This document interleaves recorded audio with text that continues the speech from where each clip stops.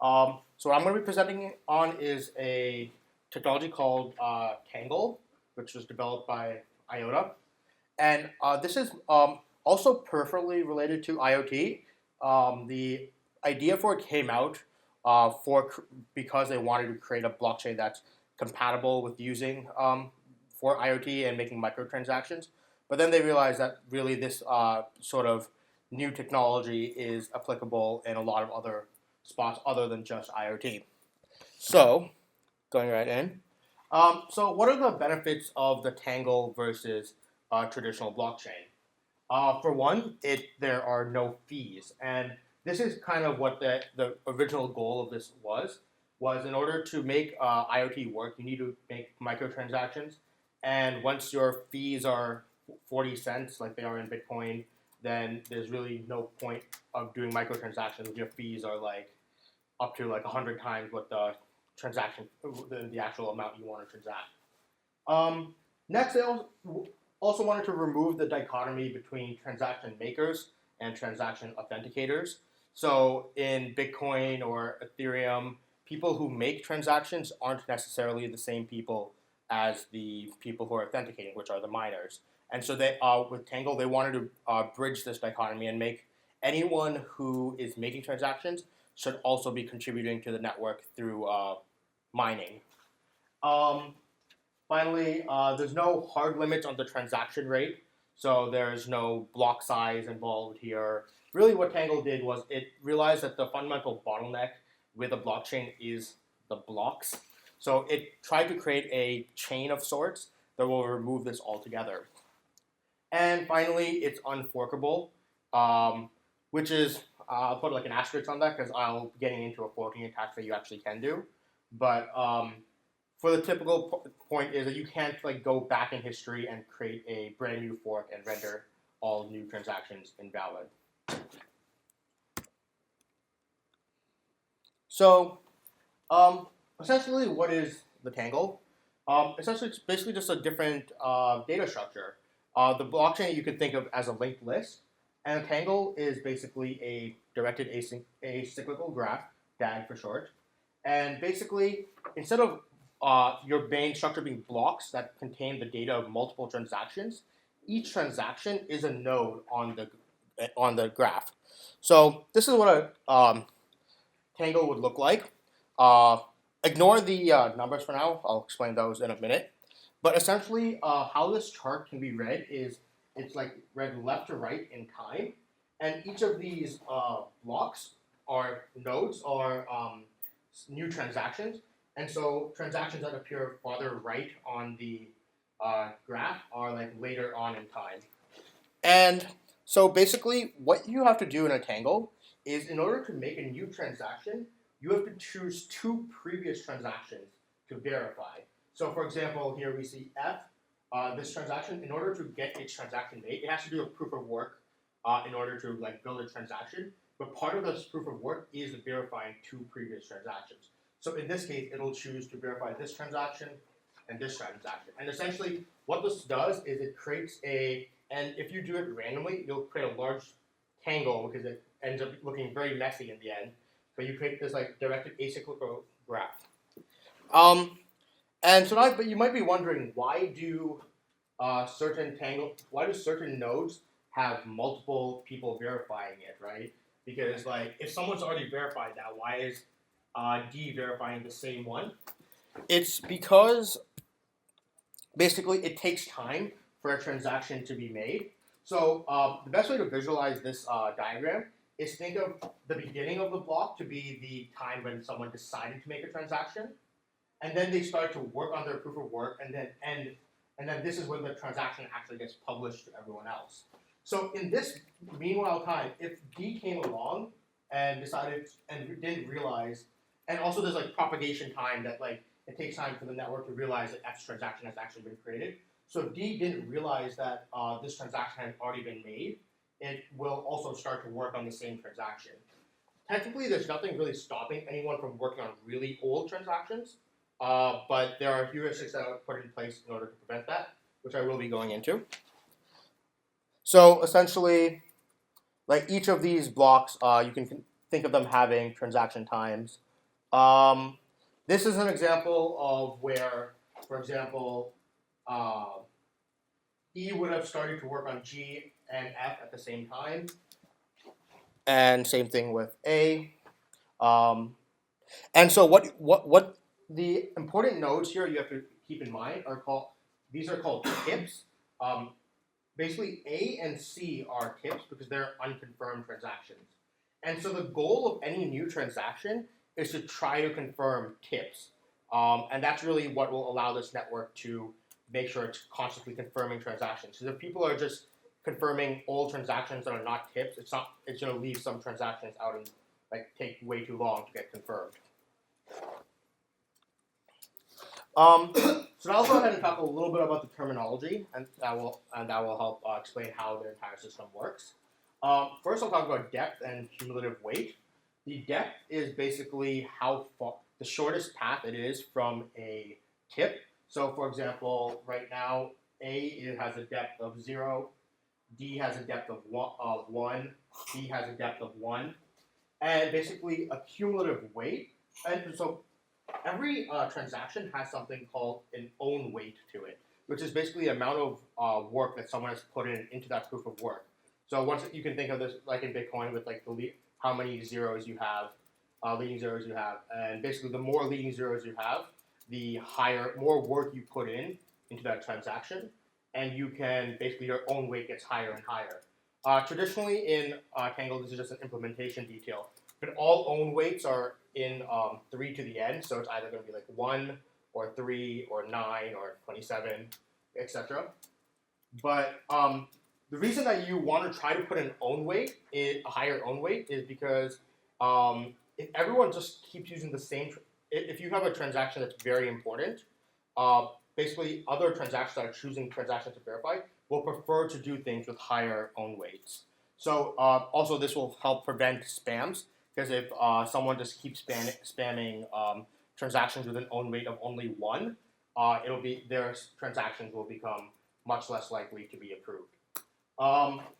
So a cumulative weight is basically the sum of all the weights that have been of the transactions that either directly or indirectly verified your transaction. So, for example, in this example, right, for F, its cumulative weight is 9 because its own weight is 3, and it's been directly or indirectly verified by E, C, B, and A. So if you go ahead and add up all the own weights of E, C, B, A, and itself, you get 9 as its cumulative weight. Yes? Why do you prefer to verify transactions that have a higher own weight? Actually, what you actually do is you prefer to verify transactions that have a higher cumulative weight. But having a higher own weight will also make you have a higher cumulative weight. But what's the reason for that? Yeah. I will be getting into that with why we do that. Well, yeah. Then we have, so actually in this slide, what we also see here is that once a new transaction comes in X, which has verified this transaction and its own weight was 3, you see that its own weight kind of gets propagated down the entire system because it's actually been directly or indirectly verifying everything in this tangle. And we'll see why this is a good example of very low load tangle, which means that any new verification will essentially have a really big effect on everything else in the tangle. Yeah. So each one of these transactions is down. You can't, as far as this discussion goes, there's no fork. Not yet. Yeah. So right now there's no fork, and it's the job of a verifying transaction to see if there is a transaction that's not valid, then it should be rejecting that, and basically everyone should be rejecting that same transaction.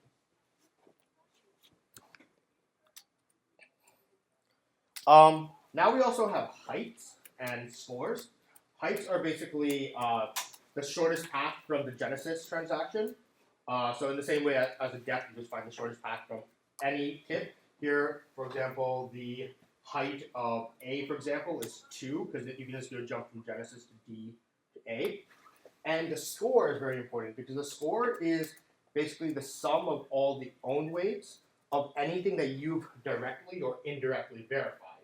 So, as we can see here, for A, it has directly or indirectly verified D, B, F, and G. Right? There's nowhere in its transactions that or verification chain Tangle that it's actually verified E and C. So that circle number 9 is the sum of all the own weights of itself plus everything it directly or indirectly verified.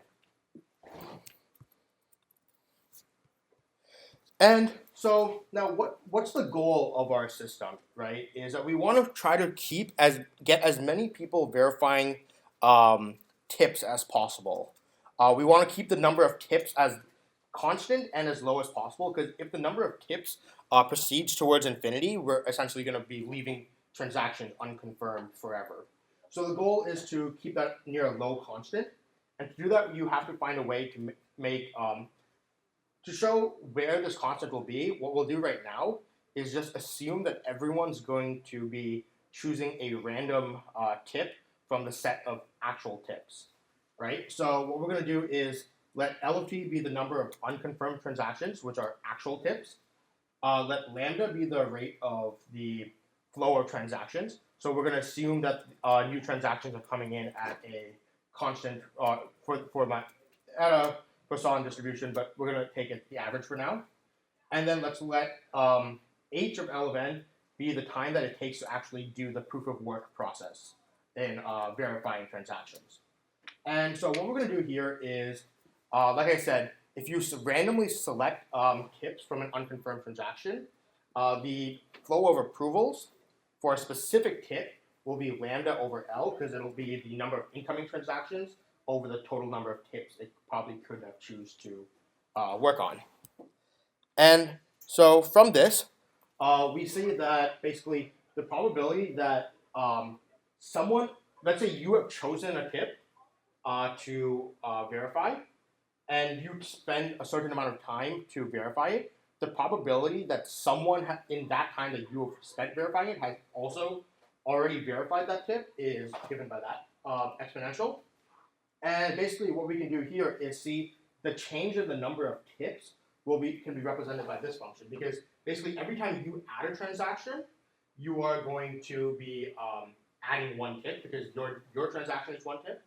And then you could potentially be removing up to 2 tips because no one has verified those in that time, or you could be potentially removing 1 because, let's say, one of your transactions, or you could be removing 0 because, let's say, someone has already verified both of the transactions that you chose in that time. And so what you can do is find a typical value of L that will always converge to. So basically the drift will be like, of this will be positive for any like small L, and it will be negative for any large L, so it will eventually converge to a value. And one thing is, it's actually kind of good that it does have some variation, because what you do actually want is you want it to occasionally go close to become pretty small at some times, just because that those are called cut sets, which that means any transaction after that have to have gone through all. If you have a set of all the available tips at any given moment, any future transaction had to have gone through one of those. So if that's pretty small, that's pretty good just so for like doing like pruning of your graph and stuff. So if you have a small cut set to start from. Okay, so now the question is, how do we prevent lazy nodes, right?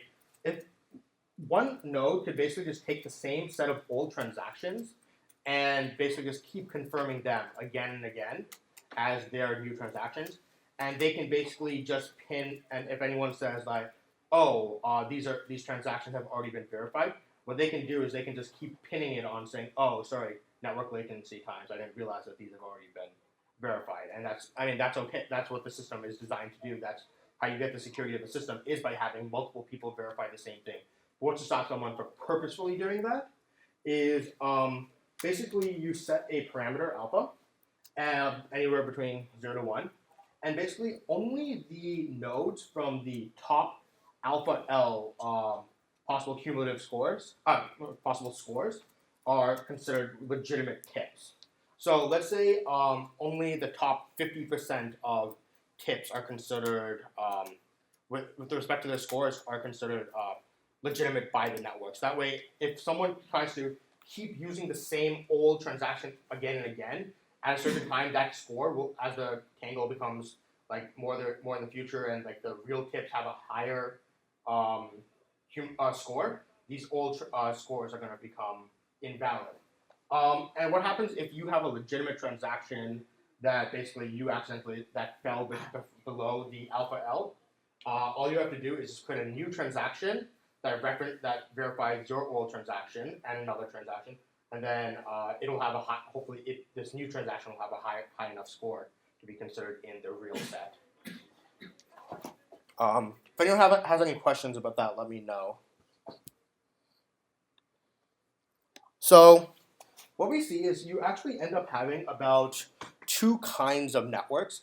You have one which is low loads, where the transactions are coming in at a slow enough pace that essentially every new transaction will be indirectly verifying every past transaction. Or you have basically high load, where the flow of transactions is big enough so that typically the number of tips actually remains pretty large. And so in the low load regime, the situation is relatively simple. The first approval happens in an order of lambda to the -1, because that's the rate of incoming transactions. So the amount of time you would have to wait for verification is just the inverse of that. But one thing you could all do in the high load count now is take basically the individual weights into account and the cumulative weight in order to prevent spamming. So basically, if you see, depending on what the network decides to do, it could basically say that, oh, anything with if the network detects that there's a high number of spamming coming in, it could basically say that, okay, for the next certain amount of time, we're only going to accept transactions that have a high enough own weight. And right now with Tangle, one thing that's actually kind of interesting is that they don't really have enough people on it right now to even test out the high load. It's only been running on low load right now. So what they have, just to do testing, they have something called a coordinator, which is basically it forces the network to do to mimic conditions that are to the high load. So it actually will tell people to not approve transactions right away and try to make it last a little bit longer. Yeah. So we can look at how fast your cumulative weight will increase, because, like I said, you want a high enough cumulative weight in order for your transaction to be verified. And so your cumulative weight in the low load, the cumulative weight will always just increase at lambda times omega, where omega is the mean weight of a transaction, because like I said, every new transaction will be increasing your cumulative weight as well. So that's why it'll be increasing at that constant rate. But in the high load, you essentially have an adaptation period. This adaptation period you can think of as the time until pretty much all the other current tips in your cut set have at some point been indirectly verifying you. Let me show you what I mean by that. So if you start, if you're this node right here, right, you have a number of other transactions that are in your same cut set in the same time period. These are tips when you created your transaction. If this network goes long enough, and since these are going to be essentially being randomly chosen, it will get tangled enough such that any new transaction that comes in will actually propagate to everything in your cut set. So what you have to do, so that time that it takes to get to that point is called the adaptation period. And you can actually see the math for this is in the paper, and this math I actually did go through step by step, and it's actually really cool. You can take a look at it if you want. But essentially, with these functions, you can see that like this is the amount of time you can expect to be in the adaptation period, and this is the rate at which your cumulative weight will increase during the adaptation period. And then essentially, once you get to the point that you're out of the adaptation period and any new transaction will increase your cumulative weight, it ends up being in the same scenario as the low load scenario. So your increase in cumulative weight will end up going to the same lambda times omega as the low load. And so what are some of the attacks that someone can do on this system? So one thing, for example, you could do is basically hold off a large amount of blocks, or keep on working, do a double spend where you send a merchant this amount right here, and then you basically put a lot of hashing power into creating one large double spend transaction that has a really, really high own weight, such that you have to make sure your own weight that you're going to increase here is going to match the entire cumulative increase in cumulative weight from the real tangle. And so this is going to be real. This is obviously assuming you have a very high percentage of the hash power. But basically, what we can do is show that the probability of success. Really the best solution to do this is you have to set a maximum to the own weight that you could possibly do. So, like I said, if it's like 3 to the n, all own weights are at the form 3 to the n. If you set your maximum of n to be about 10, we'll call that m, which is your maximum exponential. And then what you can do is by setting that maximum, you can basically, once again, this math I actually didn't understand because this one's was way above my head. But so they had this complicated math that basically brings it down to this exponential, which is the probability of success. But basically from the paper, what some examples it said was that if mu is the rate, like hashing power of the attacker, while lambda is the hashing power of the rest of the tangle. So if the attacker has like 2/5 of the hashing power, he has a probability of success of 29%. But as soon as he drops down to only having 1/4 of the hashing power, his probability goes down to 0.0000135. So there is like a major like tipping point essentially where you have to make sure that the attacker doesn't hit that much of percentage of the hashing power of the tangle. Then next we have something called the parasite chain attack, where essentially what someone will do is be withholding this tangle for a long period of time, and then suddenly release the entire tangle at once. And basically every now and then they'll essentially be linking it back to the main tangle. And so what you really want to do is you want to come up with actually a better way to select your tips that you're going to work on, better than just randomly selecting them. Because if you randomly select them, there's a high chance that you might actually choose one of his like fake tips that he's created down here, and basically accept his fake transaction as true.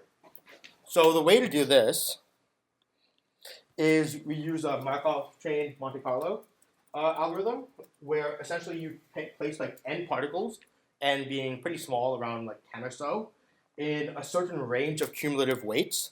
So the purpose of choosing a certain range of cumulative weights is that way you can set basically anything in a tangle in a roughly the same area will have the same similar cumulative weights. So if you say this is my range, they're going to say like, oh, I only want to choose like 10 random dot spots in here. And then basically they'll do random walks towards the tips. And basically the heuristic will be that they'll be more likely to walk there's a whole like 5 pages on the math of this, but basically you'll be more likely to do a walk towards a new transaction whose difference between its cumulative weight and your cumulative weight is small. So essentially, if you have a cumulative weight of like 358, and the next one has a cumulative weight of like 360, you'll be pretty likely to, or actually that's not possible, like I said. because that's being multiples of 30. But you'll be pretty likely to do a walk towards that versus if you have something that has a cumulative weight of 380, for example, right? And so the reason for this is when your attacker tries to do like links back to the main chain, hoping that your walk will like jump over to it, it'll be pretty unlikely because the differences with once again they have the math for this, but they showed that the differences between the attacker's jump from here to here is actually more likely to be higher than another transaction. So it's very unlikely that your first basically it's your first two random walks that reach your tip if you choose those. So it's very unlikely that you're gonna switch over to the the fake parasite chain and end up using that.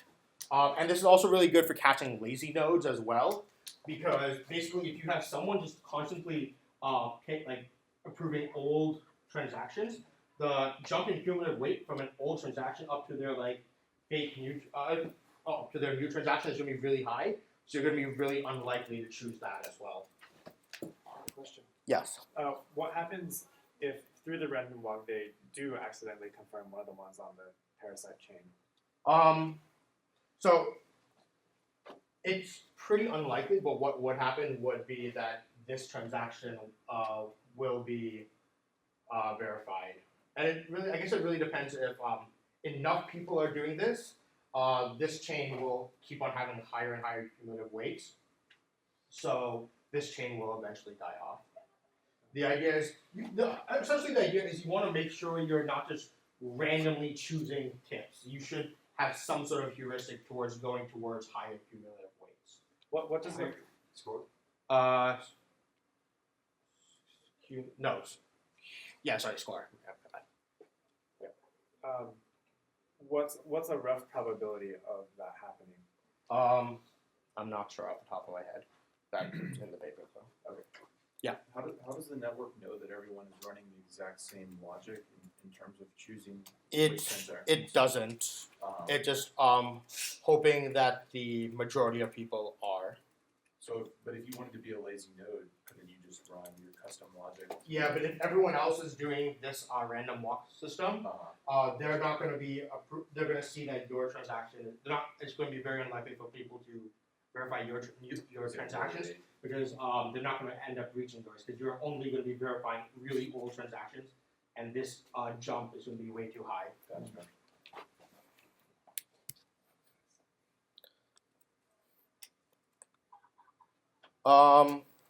Yeah, so this is what I was saying, that basically the jumps in cumulative weight between the parasite chain and the main tangle, as well as for lazy nodes, will be really high, so it's not very likely to reach the end first.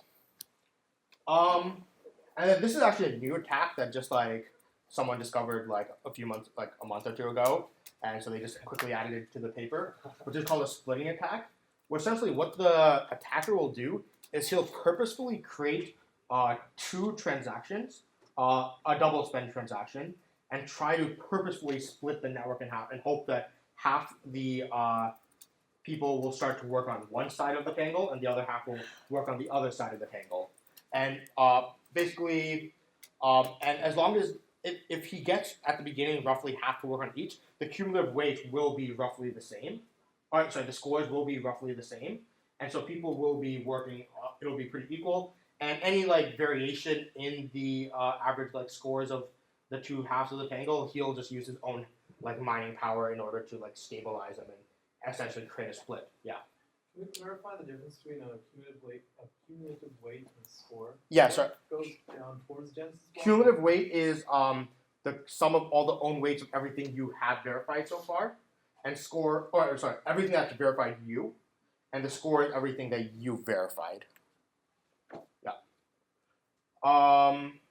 Yeah, so he can basically compensate for any randomness in like keeping it stable with his own computing power. And so basically, the only solution to this is you have to make sure your random walks start far back enough, so that way you don't want to start at something that's pretty recent. You want to start at something that's far back enough, so that way if there's a split that started, you can basically detect that and start before that. 'Cause if you start your random walks after a split has happened, there's no way you'd ever detect that split. And then what you need to implement is a sharp threshold where basically Bitcoin's like at the protocol level has written that everyone will switch to the longer branch. And so essentially, your like decision between two different things should be like two different numbers should be extremely sharp and steep, because you should like if you were choosing between like something between like 537 and 528, you should have like a roughly half probability of choosing each. You should choose 537 with like overwhelming probability. So that way everyone will eventually like if everyone starts the random walks early enough, they will start all going towards one tangle, and that tangle will become larger and larger, and basically the fake tangle will like die out. Question about the forking or the parasite chain attack. Wait, the parasite chain one? Yeah. Yeah. It was another example of just like one example of double spend that's just more complex and goes to the tangle. But how does someone that's thinking about mining, do they go back and verify not only that each transaction, that each proof of work validates what's inside of it, but also that what's inside it doesn't conflict with everything else that's happened? Yes. Okay. Yeah. It'll basically be able to check it against everything that it's verified in the past. That's the other benefit, that you don't actually have to keep track of everything. You only have to keep track of the things that were in your everything that was part of your that contributed to your own cumulative weight. And so just one implementation detail that I kind of forgot to actually put in a slide about but basically like everyone who's making a transaction will be doing the proof of work in order to get the transaction verified. But it's kind of infeasible for I've been going through the Slack, and people if you try to do like the proof of work on your phone, it'll take like over an hour. Well, if you try to do it on your like decent desktop, it'll take like less than a minute. So really the best way to really the philosophy that they're going with right now is that it'll kind of goes back to like the IBM Adept thing, where like you'll have some people devices that will basically depend on some host to do all of its transactions for it. So in my house, I have like I don't really want my refrigerator to be doing all the proof of work because it probably doesn't have that much computing power. It'll send it to like my main desktop that will actually do the real verification transaction for it.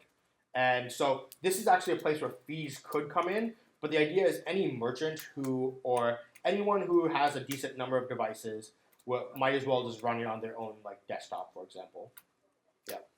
Okay, so I was gonna wonder, like, by that logic, wouldn't it be more efficient to just like pay some fee and have somebody with specialized computers for verifying transactions actually do that instead of having any of your devices participate? Yeah, I mean, so that is a possibility for where like fees could come in, but the idea is if you have enough transactions and stuff, like let's say you're a merchant, for example, or let's say you're just someone who does make a lot of transactions, it might just be worth it for you to set up your own mining rig. And like there's no like block rewards or anything going on, so there's not like anything saying that I need to make sure that if everyone else is using a much faster rig than I am, that means I'm not like there's no point of me mining. The whole point of mining is not to actually like gain a mining reward. It's simply just to get your transactions into the Tangle. Yeah. Can Tangle be used for anything that blockchain can be used for? I mean, so Tangle is extremely new. Like they only came out with their paper in like November 2015. They only started implementing like a few months ago. So yeah, the idea is that like any sort of transaction-based thing should be able to be shifted to a Tangle. That's really their goal, is to like overtake Bitcoin. I mean, isn't every altcoins, but I'm not actually, one thing I'm not too sure about is what's the feasibility for like any sort of smart contracts or Turing complete language to be built on this. That's something I'd actually have to do a little bit more research on. What is the actual proof of work, and does it require ASIC resistance? I don't know what the actual algorithm is, but one thing that they like to tout a lot as one of their benefits is it's not really a benefit that's specific to Tangle, but since they're making it it's a newer technology than Bitcoin that was created 6 years ago. Everything they're designing is with they're like doing quantum resistant in mind. So all their proof of work, or everything that they're doing has been is quantum resistant. As to which actual algorithms they're using, I'm not too sure. I don't think it mentioned in the white paper either. How does cost of proof of work scale versus the value of proof of work? Like the 1 versus 3 versus 9. What's the cost of each of those versus that 139 value? 139. It's I'm not sure what the actual What they're mapping saying, is like, but I guess it once again, like Bitcoin, it's like more leading zeros is higher own weight. But what the actual like mapping is, it didn't mention in the paper. All of these implementation details are like no one knows yet. Like even IOTA doesn't know yet. Like literally, they don't have an implementation yet. They only have a white paper, and they're like working on an implementation. So all of these like a lot of these weird things right now are like super up to the coordinator who's like managing this entire like system until it like gets enough people on it to like take off by itself. So like everything like for example the alpha that I mentioned that you should only be taking back like gets changed. That's run by the coordinator. They're still trying to like find all the like constants that they need and fine tune them to what they need to do. Yeah. Given some tangle, Mhm. how do you derive the state of the network? Like, what would each, like, for example, if you start at the genesis block, what is the value there, and like, how do assets move around, so to speak? What do you mean? Like, Is there an address? yeah, like when I am sending money through the tangle, Yeah. how do I know that that I have enough money, or like, similarly when I'm receiving a transaction, how do I know that that person has enough money? Yeah, so that's you have to basically depend on the previous states of the tangle that you do have. So you do have to keep the tangle in memory or in your storage and like be able to. And yes, there are basically accounts like in Tangle where you will basically, as long as you keep it track from the Genesis block, you should be able to figure out like how much is in each account. It works on a similar like UTXO model as Bitcoin.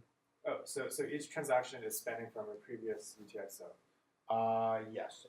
So then, I believe so. Like I don't. Once again, this is like something it didn't really mention. Like the white paper, the Tangle white paper wasn't really a white paper on like IOTA, because IOTA is like the entire currency that they're building. The white paper was purely just on the like Tangle. So it did a lot of these implementation stuff about like what the actual way the currency will work, whether it be like UTXO or account based. None of this was really in the white paper. It was more of a paper on the data structure. do you have any rough idea, like, for example, like a new transaction would verify two other ones, but then the UTXO it would be spending from could be in a different transaction, like a much older one. So how would you, to ensure that that UTXO hasn't been spent, would you have to check the entire Tangle history leading up to the present? Yeah, I'd imagine so. I'm not too sure though. I believe that all is part of the proof of work that like this entire verification process that you do have to, because like I said, once you actually after a certain amount of time you will have had the entire Tangle in your like node, and so yeah, you'd have to be verifying every single past transaction, I believe. Is the idea here for there to be one kind of global tangle, or is there like lots of localized tangles? The idea will be to get one global tangle. But what you could do is if you wanted to create like a subtangle, if you wanted like a certain group to only use a section of the tangle, what they would just do is like instead of like randomly choosing or like even using the Crawford heuristic model, they could just use like, oh, we know that these tips are from like our group, and so we're only going to be verifying those. Yeah, I was just thinking like with IoT, maybe if you have like limited internet connectivity, you have lots of devices that need to transact or something. Yeah. Yeah, how do you trace if you have like billions of micropayments Yeah. because you have a global tangle, then wouldn't you have to search through like literally every single transaction to verify those unspent transactions, or do those unspent transactions somehow also contain a path to the last point they were spent? Or is that just the implementation detail as well? I don't know. This is what I was worried about when I was asking both your questions. What I was worried about when I was asking about this parasite chain thing, and I think you'd have to just like they talked about having the nicest of cut sets, having cut sets, and I think you just have to keep a cache of things that you verified and might be spent soon. Okay. I think you just have to go look up and do that long verification work. But it seems like that scales differently. I mean, that seems like a new burden of work that's put on the network or put on nodes. Yeah. That just being able to verify. needs to be accounted for. I'll go ahead and look this stuff up because all of these details actually weren't in the white paper. Yeah, the white paper is actually like such a mess. Like the problem is they use the word they have like the word tip has like two different meanings, and basically like sometimes they reference tips as only unconfirmed transactions, and other times they mention tips as like any node in the network because like I said you could in theory just be like verifying old transactions, and so they really didn't make this whole like concept really clear. So it was like I was very confused, and then there's this like dude on their Slack like Dominic. Yeah, so I think he's in Ben as well, right? I did a hackathon with him. Okay, yeah. So he spent like 4 hours with me last night just explaining to me like everything that the white paper left out. Yeah. Yeah. That's it. Any other questions? Cool. Awesome. That was really interesting.